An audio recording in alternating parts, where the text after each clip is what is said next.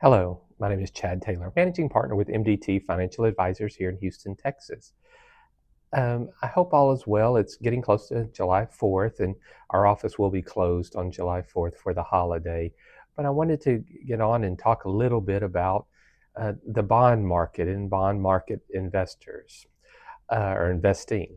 So here for the last few days, I've been doing some reading on some different research. We have a new Fed chairman, and so that always changes how the Fed reacts to things. And for the last 15 years, bond investors have had it kind of easy. Maybe not income investors, but bond investors. There's been low rates, quiet inflation, and the Fed buying bonds through their QE when everything's got a little rocky. So if you remember, that was something that was fairly new in the financial crisis or around that time, where the Fed started buying bonds to stabilize things, and they've kind of kept that procedure up when things have gotten rocky, and that's kind of created a safety net. Sell-offs were temporary, rates stayed stable, investors didn't have to think too hard. Well, is that era ending? That's the question, and we don't quite know yet, but it seems like it possibly could be.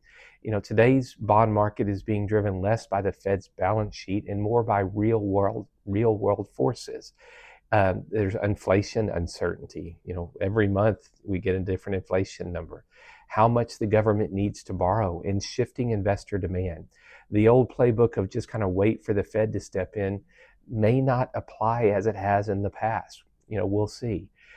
Chair Warsh reaffirmed the 2% inflation target here recently, and that's, if you remember, the Fed's main goals are stable prices, low inflation, and then employment numbers. And so that's their two main reasons for being in existence. But the more interesting signal was the five task forces he announced. He was looking at communications, inflation frameworks, balance sheet policies, and data. The subtext: the Fed seems less interested in telling the markets what's coming next, which is what has been going on for a number of years. And they're more comfortable with letting the markets kind of figure it out themselves. And that's a meaningful change in tone. Even if they're not changing the policy, it's different in the way they've interacted in the past, and markets have to catch up and get a feel for how it's going to be in the future.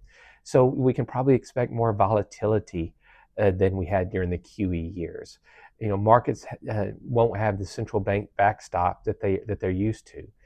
Income matters again. Yields are higher than they've been in a long time, even after coming down the last year or so, once inflation peaked and started coming down. So collecting that income can be a meaningful drive, or can help with your total returns. You don't just need price appreciation to make money. Sector selections matters more. This isn't a buy the broad index environment, more than likely.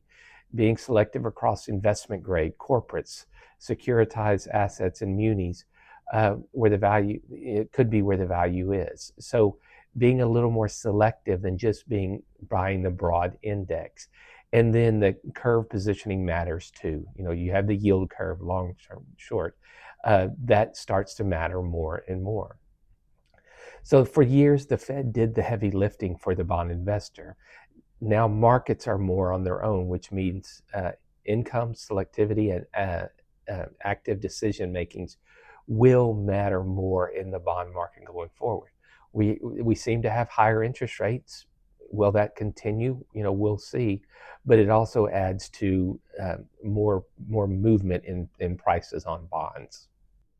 So if you have questions about the bond market or the stock market, or anything for that matter, please don't hesitate to reach out. I hope you have a great holiday, and we look forward to talking more in the future. Thank you.